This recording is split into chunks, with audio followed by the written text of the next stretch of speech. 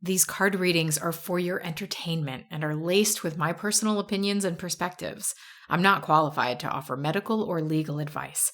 Seek professionals for legal, mental, or physical health needs, and know that while cards can give you major insights, ultimately, your moves are yours to make.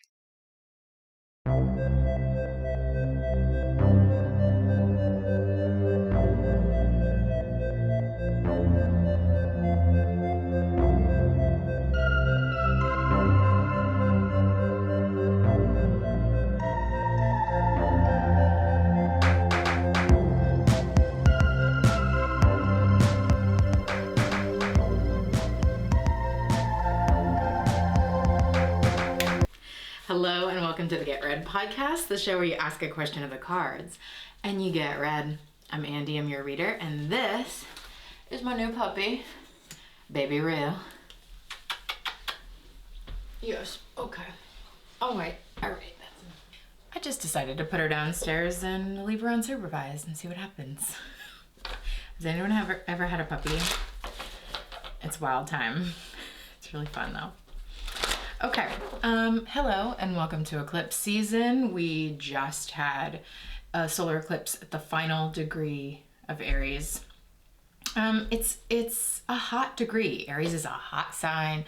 Eclipses are, they bring hot takes, you know? They bring like, in the blink of an eye, something is one way and then something is something else. Sometimes that takes a little bit longer to unfold. We are entering eclipse season, which is an entire, spring of changes. And that's really what eclipses are. They're catalysts. They help us. It may not feel like help as it's happening, but they do help us transform. And they transform our experience. So, an eclipse at the final degrees of Aries it's intense. It's like this squeeze as you're trying to exit Aries energy. And then to me, like the sun and moon then moving into Taurus feels like a little bit more, relief, breathing room. In fact, okay, let's talk a little bit about the spring shift readings for these signs. So for the Aries reading, it's called Worth. And at this eclipse time, it might be helpful for you to watch the spring shift reading that I did for Aries, since we are all living through this energy right at the end of Aries season as we transition into Taurus season. It's going out with a bang.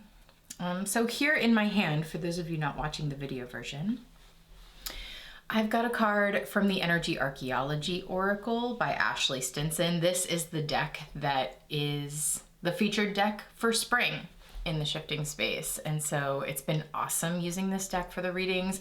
It's incredibly physical, very somatic, so the readings have had that kind of vibe. But this card says worthy, and it's a major theme in the Aries reading. And I love that we're seeing a bear just resting at the mouth of the cave. The sun is out, it looks like spring, and the bear is taking its time waking up. And this whole Aries reading is about going from like doing the most out in the world to just resting, to finding ease within yourself, to coming back to your own center, your own worthiness. And rather than trying to prove everything out in the world all the time, just leaning in to the fact that you don't have anything to prove to anybody. You're already worthy. Your worth is inherent. So that's what we explore in the Aries shift reading for spring. And I wonder how any of these themes might be coming up at this eclipse for you. Interestingly, so as we shift into Taurus season, we get this theme. The Taurus reading for spring is called Space, and it is so much about just backing up, getting a little bit of perspective, moving a little more slowly, Whereas Aries can sometimes want to get things going quickly, make decisions, initiate. Taurus is more like, okay, let's step back. We are going to be in a Mercury retrograde through so much of Taurus season. Mercury retrograde in Taurus.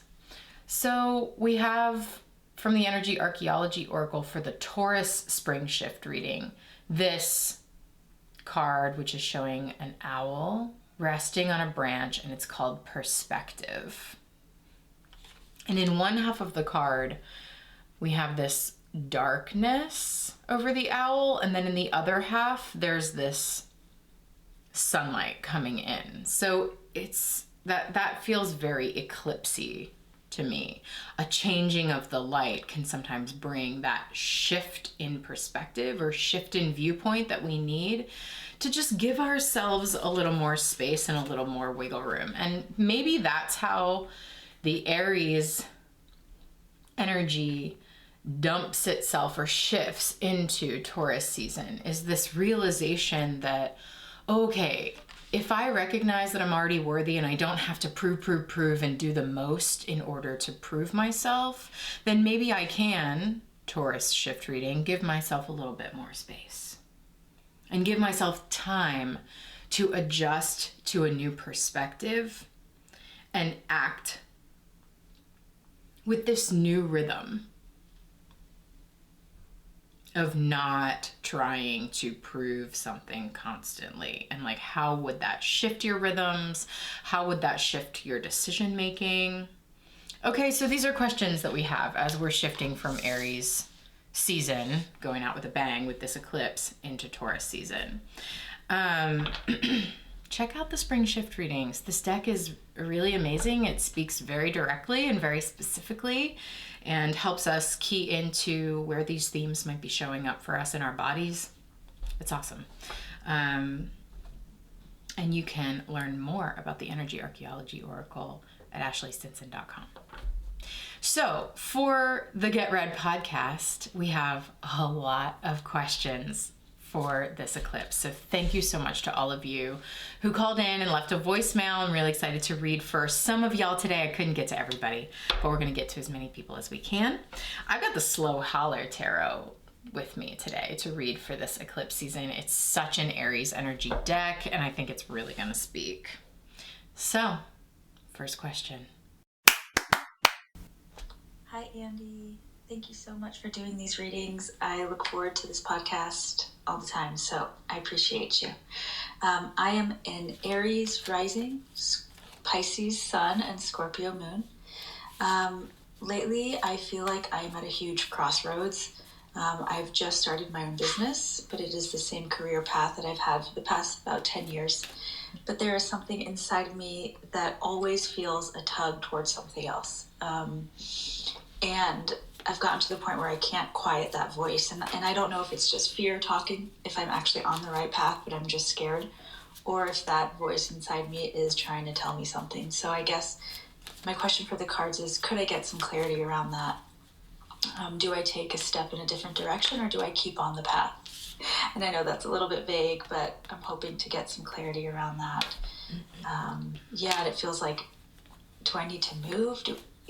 This voice inside me saying move or change and make a big change. And I don't know if that's just fear. All right. Thank you so much.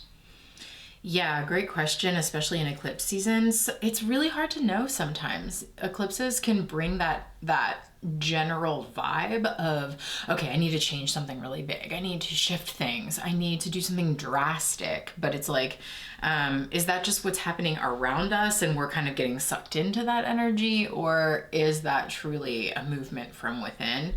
It's a great question. We're going to look into it a little bit. And you said you're an Aries rising. So this eclipse in Aries and all of Aries season leading up to this has probably been pretty important for you. This is your first whole sign house. That has to do with your sense of self and your identity out in the world. So it makes sense to me that you're questioning a lot of this stuff.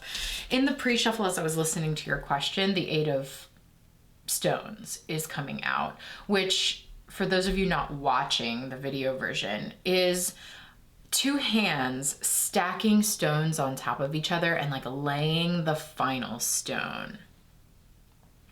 So there's something that you've been working to build. You said you've been in the same career for 10 years and you just started your own business, and it's almost like this crowning stone on the top of something that you have been working on for a very long time. This is a Virgo card, the Eight of Stones. It's a card that talks about applying yourself to something long term, and like I can see that this is something you've been working really hard at and really investing into.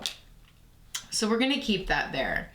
I get it, because that Aries energy can kind of be like, yeah, but, you know, I feel like Aries is always where they are, but also like looking at where they could be. Maybe that's just that cardinal energy wanting to initiate something new. So let's look into this question a little bit. Is staying on the same path in your highest good and greatest joy, as they say, or is there a directional shift on the table for you right now?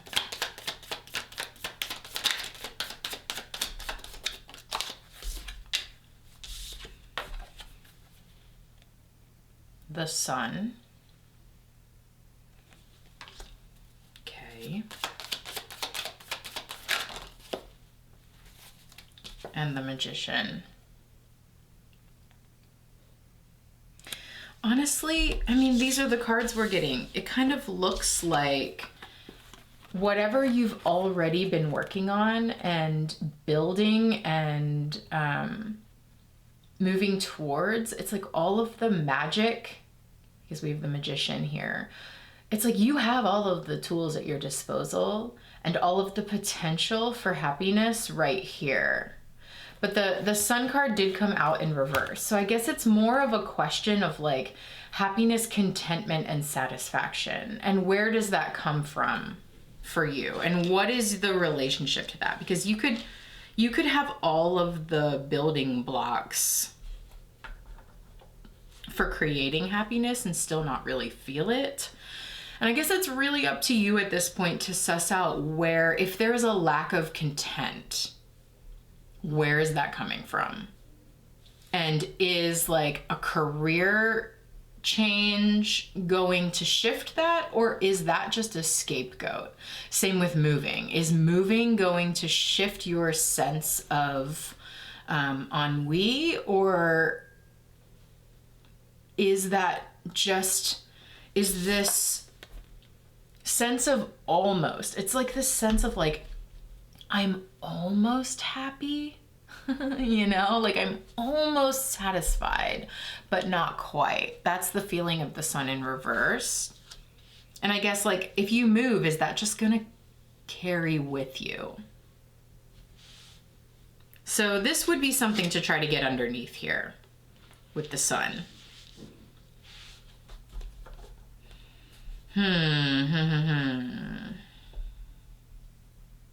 Because with the Magician and the Eight of Stones, it's like whatever you're building, I think, is pretty magical and could potentially make magic for you if you keep working on it. Here's the thing with Aries, and this is a bit of a read, and this is coming from someone who has a North Node in Aries and Jupiter in Aries. So Aries energy tends to be pretty extreme for me when it is dominant. Aries loves to start shit and is really good. I mean, like, will go whole hog in starting a new business or initiating something new or committing to a big move. You know, like it's that, those kinds of changes are not really as scary for that Aries energy. It's sticking with something long term and continuing to invest in it even when it's boring, even when it's starting to suck, even when it's not as like creatively enticing as it once was. The thing about building a business or building a relationship or building something long term, it's about being willing to ride the waves of experience within that. And sometimes it's not going to be the most enticing thing to an Aries rising. But are you willing to continue to build with it? And are you willing to continue to put in the work? And I guess that's the question to ask yourself, because it sounds to me like you're not sure that you can totally trust these feelings of discontent. Sun in reverse.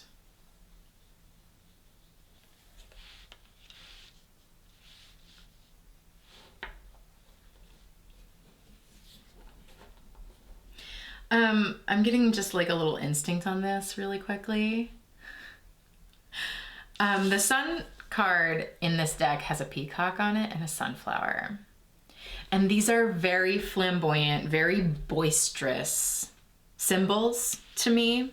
And coming out in reverse, I'm just wondering, and especially with the Magician here, this person all tatted up, like holding a fan sort of halfway in front of their body and like coquettishly looking out from behind it.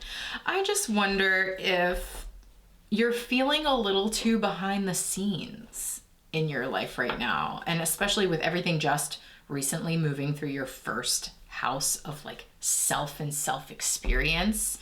And especially as an Aries rising, like I'm wondering if there's a way that you could be a little more public or be a little more visible or be just a little more out there in the world. And if that is something that's not quite an itch that's not quite being scratched.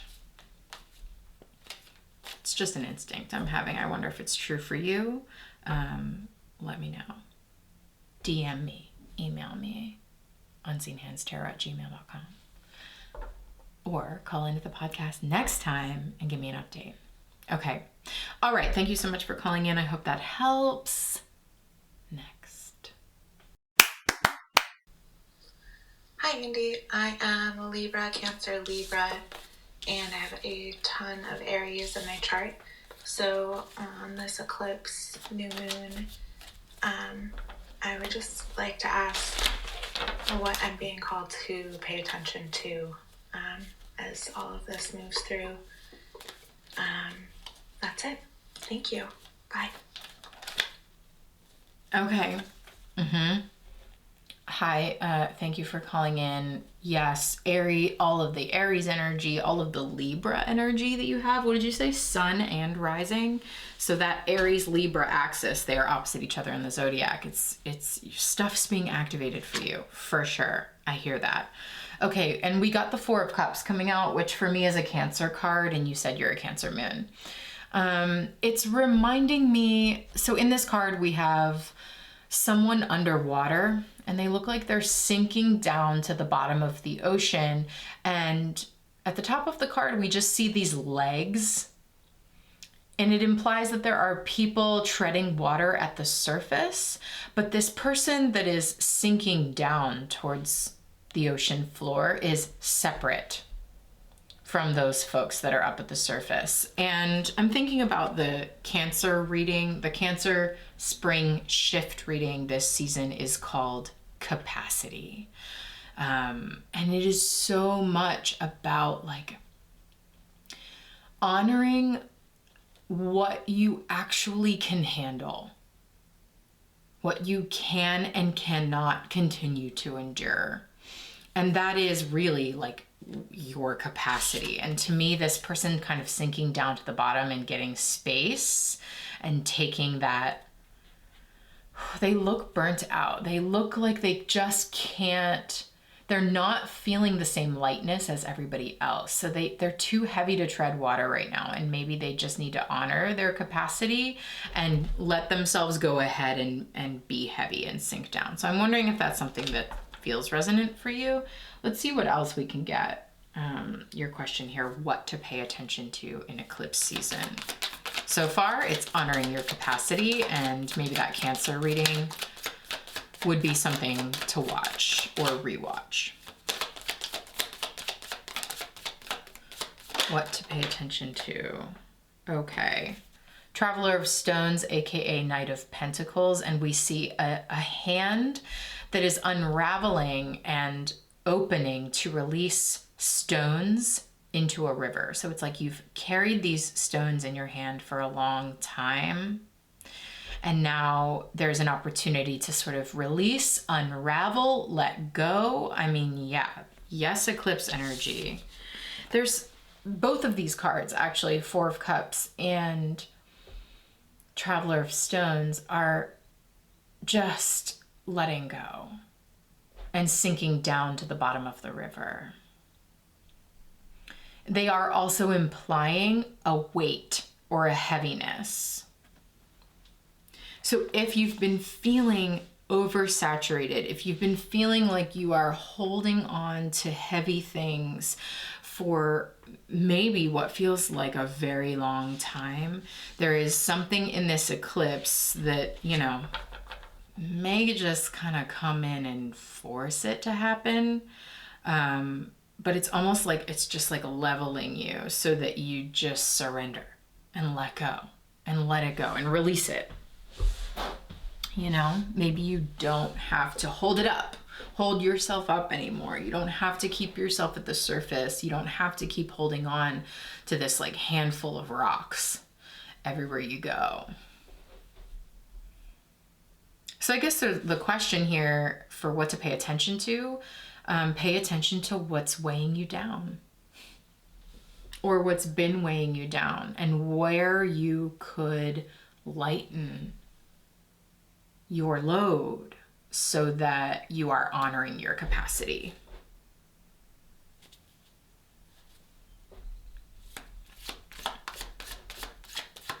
Your actual capacity, not the kind of capacity you think you should be able to maintain.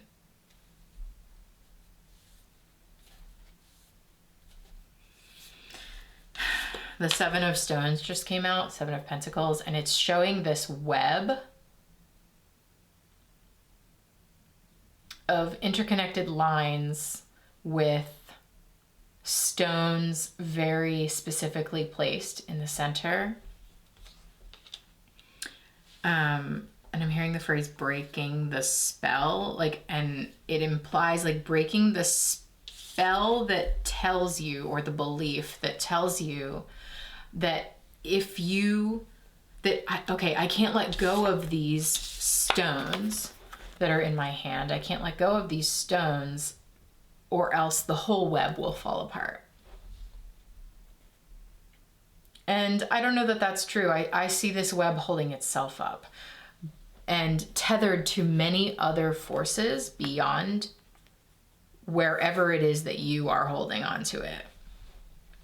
So if there is any sort of narrative that's telling you that if you let go of some of the weight, that everything will fall apart, this reading begs to differ and is giving you permission to go ahead and release this eclipse season.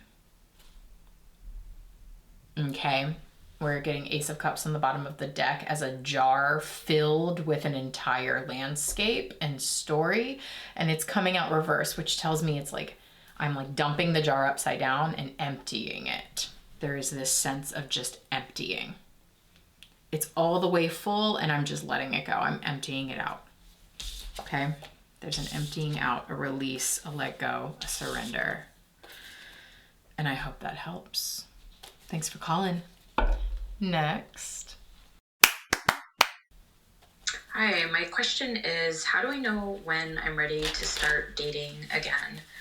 On the one hand, I know there's no perfect time. Other times it's like, some work still needs to be done, and I'm having trouble differentiating between the two. So any insight you can offer would be great. I'm a Scorpio sun, Virgo rising, Libra moon. Okay. Libra moon, so this eclipse was opposite your Libra stuff. Okay, let's see if we can get some insight on this. When to start dating again? Is now the time, or do we need to wait a little bit longer? Okay. Let's see what the Slow Holler has to say.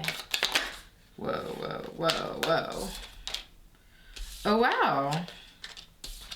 Ace of Cups, Nine of Cups, Four of Swords on the bottom of the deck actually feels important. Like, are you overthinking this and ruminating on it a little too much? We're getting this image of someone sleeping, like laying their head on a pillow, and then there's this thought bubble coming up showing a pocket knife opening and closing over and over and over again. So there's something about like, there's, maybe you've been have you been resting on dating for a while? Maybe you've been sort of like Four of Swords, taking a break, taking a rest, and doing a lot of like unconscious processing of past dating experiences. And if you look closely, the person is actually sleeping with a knife in their hand. And that's the knife that they're processing in this thought bubble or dream bubble. So it's, and then we immediately switch to Ace of Cups, Nine of Cups, which when asking about dating and like initiating this heart experience, cups are such a heartfelt suit.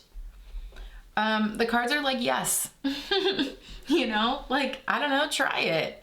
What have you got to lose? Try dating again. Maybe it is time to get out of your head and stop overthinking and there is such a thing as over processing, you know? There is such a thing as over processing, especially, what did you say? You're a Libra moon, Virgo rising, Scorpio sun. Yeah, these are signs that are, and you know, all of these energies are really dominant for me as well. I have a Libra moon, as many of you know. We will overthink it. Oh God, we will. Okay, so maybe we don't need to, you know, like maybe you're saying like you feel like there's still work to be done. And I guess with Scorpio, Libra, Virgo energy, I would question that logic. I would say actually, with all of that energy in your chart, these are signs that do the work, especially the like emotional, internal work. Scorpio sun. Okay, maybe check out the Scorpio reading actually. It's called Understory.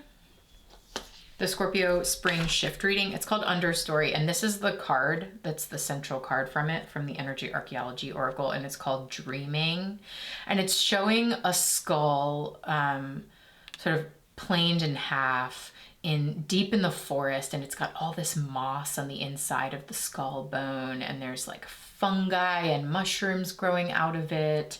And it talked to me about the way you sort of retreat into the Scorpio energy, retreats into its head and sort of like relies or finds like a safe, cushy moss space to lay down in its own understory. That could be this Four of Swords. Like maybe it's really comfortable for you to be in this place where you're just like dreaming on it and unconsciously like unpacking and processing a lot of things. And with the knife in the hand as you're sleeping, maybe it's actually more of a defense mechanism to be in this space of, well, there's more work for me to be done. The Ace of Cups and the Nine of Cups are questioning you on that and saying, actually, no. Ace of Cups, new beginning. There's a new journey happening. If you look inside this mason jar, there's one person here and they look like they are, you know, about to walk into a field where there's like a whole universe opening up for them. You know, looking up at the sky and it's like, wow. You know, there's a comet and all of this is happening, and it's all happening in this, I don't know. There's a lot happening inside of you is what it feels like to me. And the Nine of Cups is this image of cups and tea, just, it's like the Mad Hatter at Alice in Wonderland's tea party, just pulling the tablecloth out from under and all the teacups go everywhere. It's telling me like, throw caution to the wind a little bit. Have a little fun. Like remember about your heart and the desires of your heart, and a desire maybe for connection and to go to start a new adventure and to have a little jaunt in Wonderland. Go ahead, spill the tea. You know, maybe this reading spilled the tea a little bit for you, but like really, go ahead. Who cares? pull the tablecloth out from under and see what happens, you know? Like, all right, all the cups fly up in the air, and in that process, you get to see what lands and what you are able to identify as desire, because it's really what the Nine of Cups is talking about. It's like, what do you want though? What about pleasure though? You know, there's only so much thinking and processing and self-work you can do before you're actually just robbing yourself of enjoyment and pleasure. And these cards are sort of like, yeah, go ahead and date again, honestly. Look at that full card on the bottom of the deck, the fledgling. Somebody just throwing on their shoes, not even tying them, grabbing a backpack and a flashlight and heading out in the middle of the night on this new adventure. And that's what I'm talking about. It is this energy of like, just go. Just go in the name of new adventure, of connection, of inviting new energy into your heart, of like letting yourself be done with the work, quote, self-work that you've needed to do up until this point, and saying, you know what? I'm good enough. Aries, eclipse, Aries spring shift reading, worth. I am worthy. I am good enough as is. Let's go. Let's figure this out. Let's find connection. Let's experience pleasure. Let's have some fun. And fun happens out of your head, let me tell you. Okay, one Libra moon to another. We deserve that. Thanks for calling. Next. Hey Andy, I'm a Libra sun, Aquarius moon, Aquarius rising, and could you do a read for me about romantic relationships? Right now I'm feeling really pushed to live in a way that keeps me more independent, as far as I'm polyamorous, and I really am feeling like being solo polyamorous. But I want to know if that is more of a comfort decision, or if that truly is something that is healthy for me, or if it's just easier. Thank you so much. Okay, yeah, thanks for asking this. Good question. Let's find out. Is solo polyamory, going solo, is that just a comfort zone for you, or is that the right vibe? Oops, too much. Big chunks keep falling out. Let's see.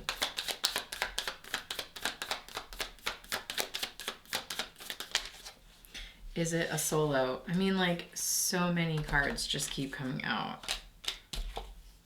Okay, well, we got a chunk of 3, so let's look at it. Well, I love that immediately we get the 4 of Wands, and it's showing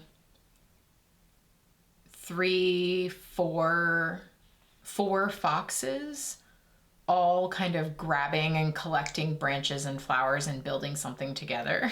So I love that you're like asking, can I go solo? And then we get a group of foxes all working together. But this is okay. I think maybe fox is the animal for you to consider at this time, because their behaviors are really interesting. Like, aren't they? It's been a while since I've done some digging into fox behavior, but don't they, aren't they mostly solo animals? And then when do they come together and why? Is it for short periods of time? Is it, I don't think they're like, are they lifer type companions? Can they have multiple companions? Something tells me they can. Something tells me they do kind of shift and change that. I don't know. Fox is a poly vibe. So like, look into fox animal behavior. Then we have the precipice, aka the hanged one. This person hanging and bound in some ropes above the swirling vortex below, on the precipice of releasing into that, but currently tied up. And then the Student of Stones, aka Page of Pentacles, grabbing this, there's a pomegranate that's been bitten into, there's someone grabbing like a red stone and putting it in place. The Student of Stones. So there's something you're still very much learning about. Lovers on the bottom of the deck. showing two people with their hair intertwined, braided together, and one of them has scissors and is trying to cut that enmeshment. So, you know, in classic tarot fashion, it's not necessarily Ace of Wands.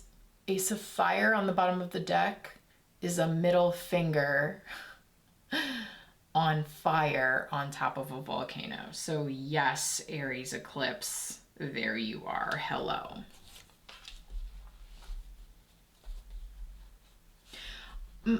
I'm just going to tell you my instinct.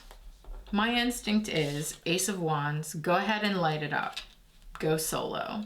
You know, like, especially if you're feeling like a little too tied, a little too enmeshed, a little too braided in to someone else or a certain relationship structure that you're uncomfortable with or whatever that is. Like, I don't know, Ace of Wands, like, light it up, you know, like initiate some kind of action. And the Ace of Wands is very solo energy to me. That kind of Aries independence that's like, I'm gonna do my own thing actually. And like, let yourself learn about that, Student of Stones. You know? Go solo poly and let yourself learn about it and see what it feels like. And something tells me that if you do that, it will actually position you so that like you're on the verge of the kind of Fox family dynamic polycule life, you know, that could be really fun for you to build with other people. Because that's really what we're seeing in this Four of Wands, this Four of Branches, is all of these foxes, each independent or having a spirit of independence, because that's what I think of with Fox. Being, you know, the solo adventurer out in the world, scrapping and getting and, you know, living on the fringes, living on the borders, living on the edges, and finding the most richness and the most food there at the edges of our world. And then like finding each other and deciding they want to build something and play, you know, and like, okay, everybody gathering branches in the calendula and, you know, rolling around in our polycule bliss. Okay. But yes, there may be a separation and a sense of independence that needs to be experienced, and that's the thing that maybe will teach you quite a bit about the kind of family connections and romantic connections that you are really wanting to build. And it seems to me with the precipice at the center of the reading, you're on the verge of that. Neptune is front and center in the precipice card. The Neptune glyph is the thing that is from which this person is suspended. They're floating in the air on these ropes, and the ropes are all hitched to the Neptune glyph. So, like, where's Neptune in your chart? How is Neptune influencing all of this for you? Is a question. And the final thing I will ask is, how would it be healing for you to go solo poly?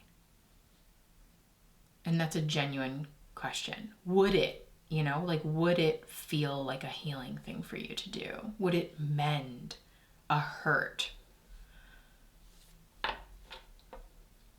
don't know. Okay, that was a lot. Hope that was helpful. Good luck. Next. Hi, Andy. I'm a really big fan of your work. Just want to drop a question for you to consider for the podcast and get read. I am a Capricorn Sun, Virgo Moon, Virgo Rising. Question relates to, I feel like I'm really on the cusp of some pretty big shifts in my life, but unsurprisingly, it's been a lot of internal work so far to get here. As a Capricorn Virgo, really interested in kind of the next steps to bring that out of the internal and into the external world, and how to support myself moving forward. So thanks for the consideration. Take care.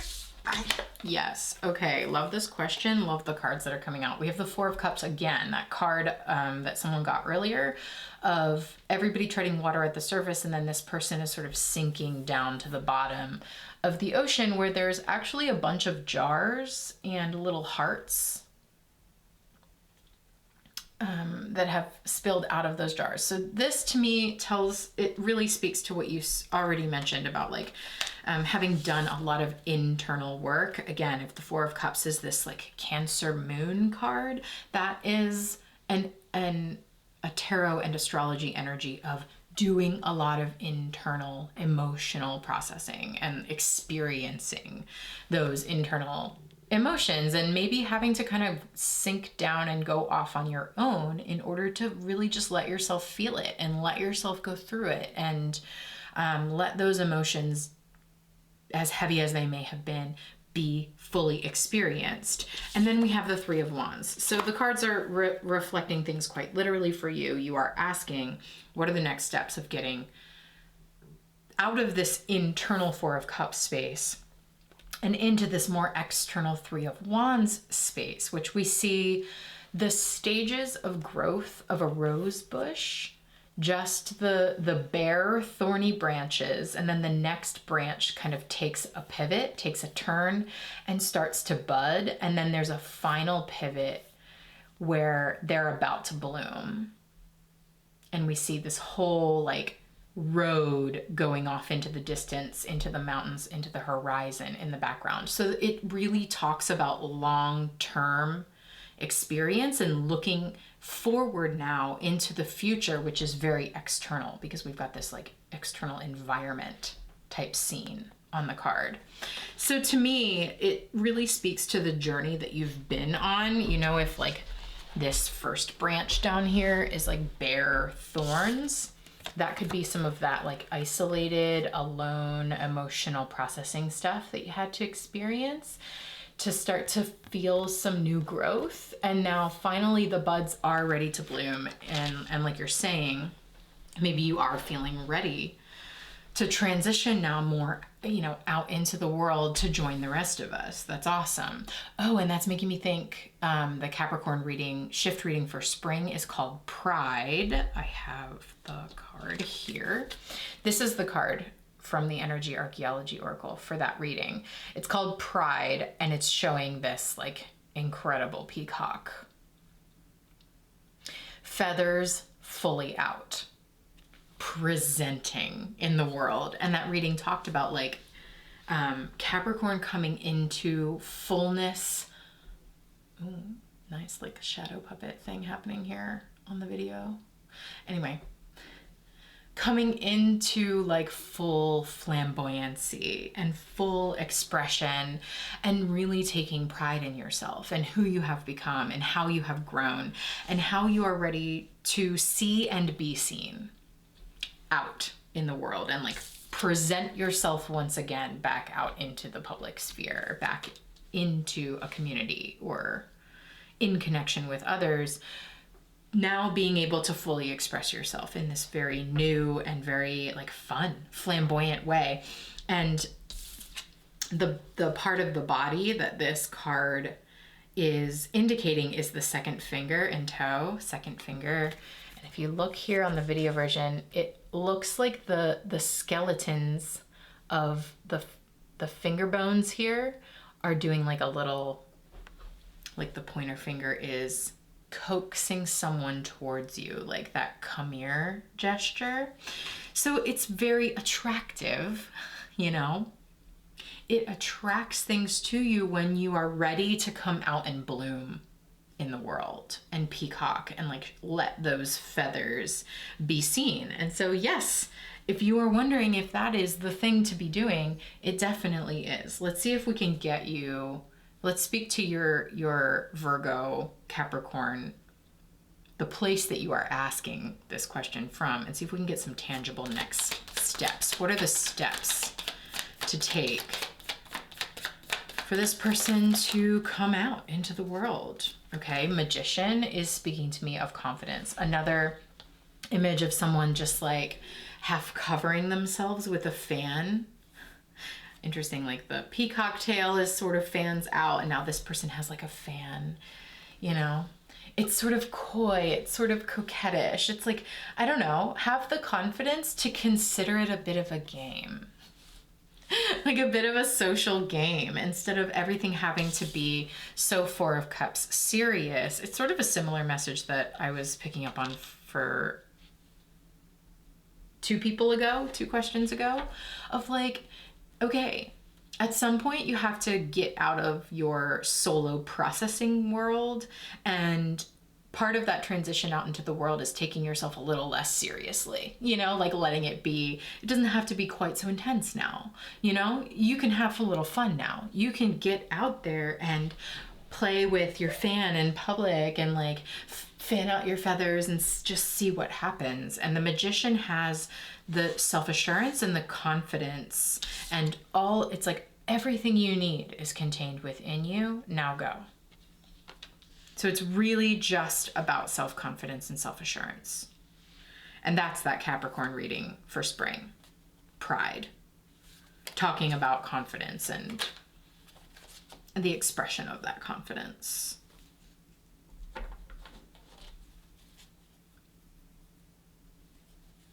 wonder if there's anything else for you. Okay, exactly. Two of Cups and the 10 of Pentacles. The Two of Cups is showing two people facing one another, taking off the layers of faces and masks and things that we wear to protect ourselves from connection. And here they are just like unmasking, and like pouring their insides and sharing their insides together. So yes, this is about connection and intimate connection with friends, with maybe even like romantic stuff, like really now forming intimate bonds and connections with others. And then the 10 of Pentacles is showing a party scene. We're seeing the inside of a house. In this back room, there's clearly a dinner party going on. And in the foreground, there's all this just like mess. You know, the mess of someone that has just cooked in the kitchen for a dinner party. And I guess the message with that is like, go ahead and let it be messy if it's messy. You know, like part of the steps now into going from an internal space into more of an external space, hosting people at your house, connecting with friends very intimately, one-on-one, sharing your experiences, your emotional experiences, like going out in public and I don't know, like flirting a little bit if that's something that resonates with you, or like just being seen and seeing others.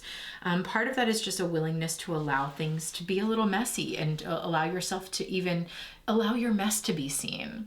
You know, like inviting people over your house means they're gonna see your mess, and that's okay. You know, you don't have to host a dinner party and then like clean everything up exactly perfectly before everyone arrives and the table is already set for them and it's already there. What if something that is much more connective and actually,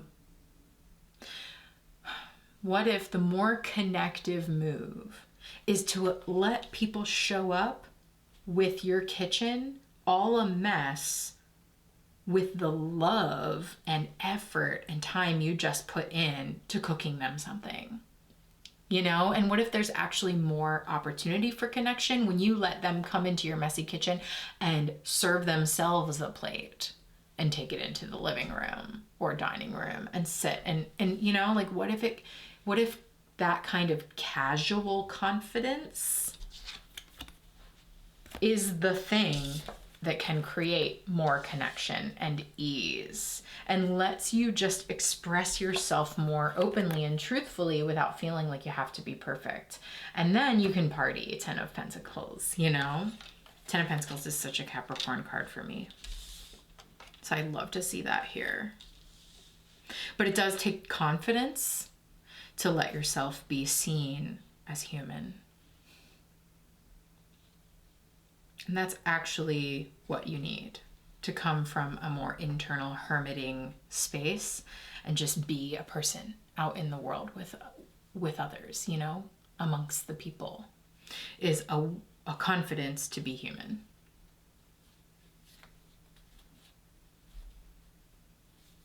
Okay, dang. All right, maybe one more question. Hi, thank you for offering this, first of all. So I am Leo Sun, Taurus Rising, and Capricorn Moon. And I'm just really curious what this eclipse season is going to be like for me. I've been going through a lot of changes, especially physical ones. So I think I'm also wondering what, how my progress, my physical progress with this functional training will go. And maybe how soon will I really start to feel it and really start to feel different? Because that's in relationship to a lot of other things. And yeah, sorry, kind of an oddball question, but I think that's mainly what I'm wondering. That and just general advice for this eclipse season. All right, thank you so much. Okay, you're doing functional training. That's awesome. You know, I used to be a body worker and movement practitioner, so I'm into this question. I'm not a doctor. I can't really give you real medical advice, neither can the cards, but there might be something that we can understand here in terms of timing for when things might start feeling a little more alleviated for you. Okay, let's see.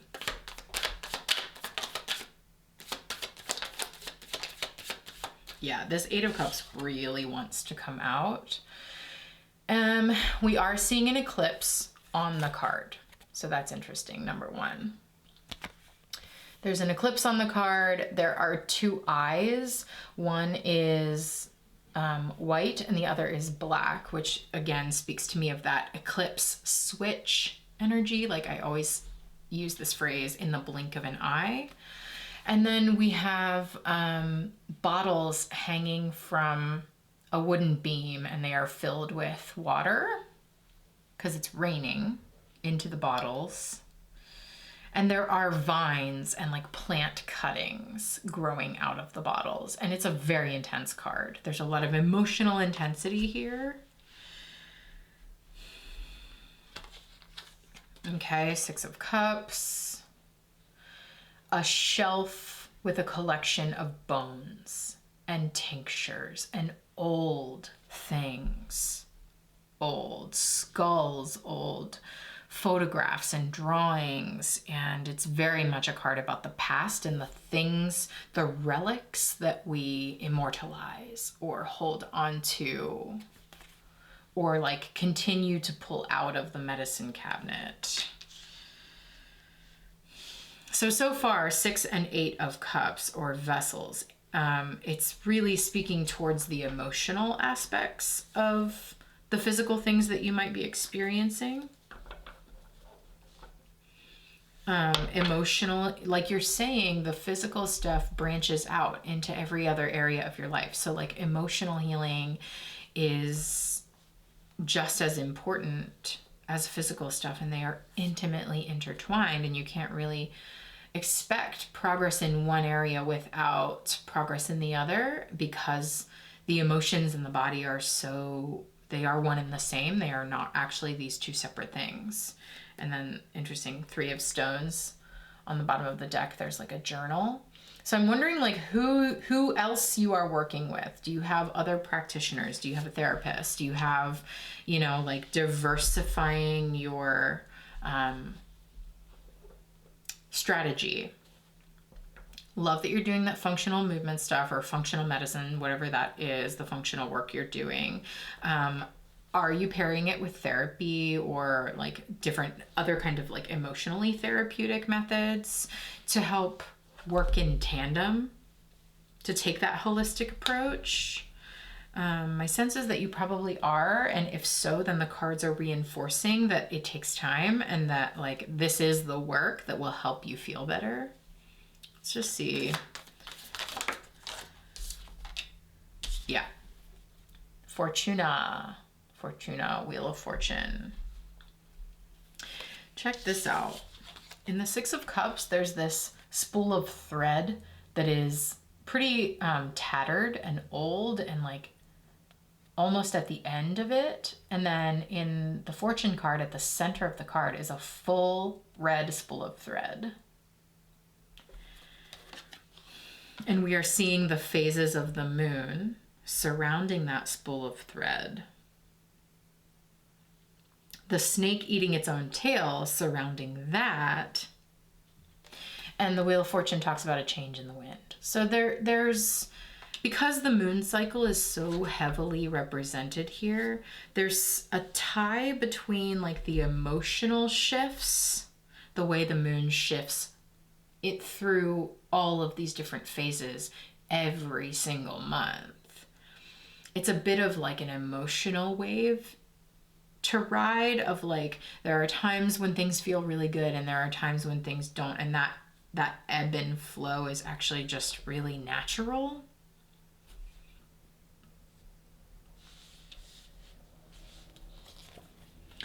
And the Strength card at the bottom of the deck. Someone in the cave building a fire feels like they are in it for the long haul. Okay, I'm gonna have to spend the night in this cave, so I might as well make a fire and keep myself warm while I'm here. So again, it doesn't tell me that things are gonna happen quickly or necessarily overnight in terms of feeling better. It does tell me that the emotional work that it takes to kind of ride the wave of experience in your body and in your emotions is like, get the support you need to navigate those phases and changes.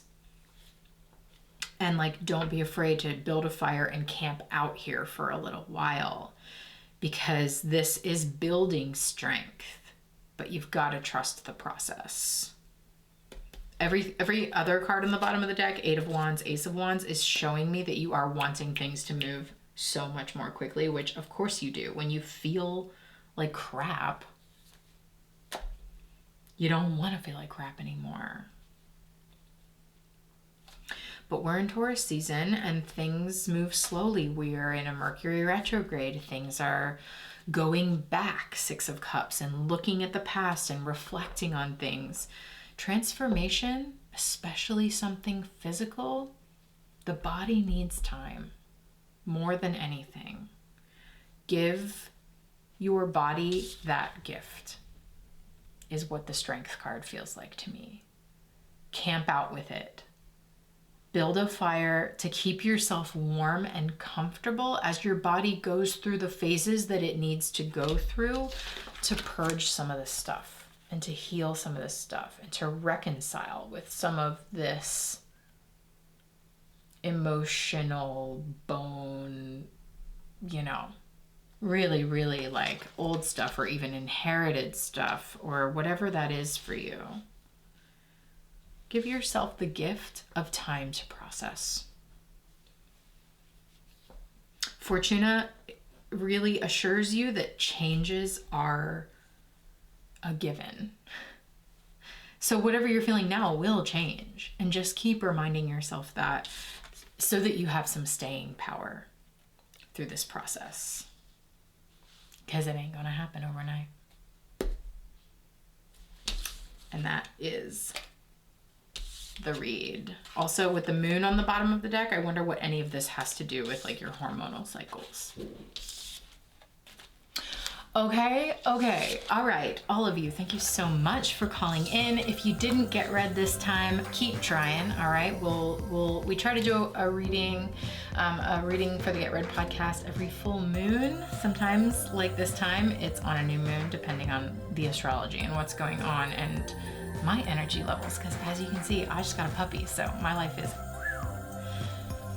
really fun now. Thanks y'all for listening to the Get Read podcast. If you would like to get read on the show, it's free, it's anonymous. Just stay tuned to my Instagram, unseenhandstarot. On Instagram, I'll be announcing when I'm taking questions, and you can call in from there. And watch your shift readings for spring. Every season, I do readings for each sign of the zodiac, and in the shifting space, members and I together investigate those shift readings throughout the season. We link them with the astrology as it's unfolding. It's really fun over there. So if you like your shift readings and you want to go deeper, the shifting space is where you can do that. All of the links for all of these things is in the video description. So you can also go to unseenhandstarot.com and it's all there. Thanks y'all for listening. I'll probably talk to you closer towards the next eclipse. Take care of yourselves this eclipse season. Ride it out. And go ahead and get ready.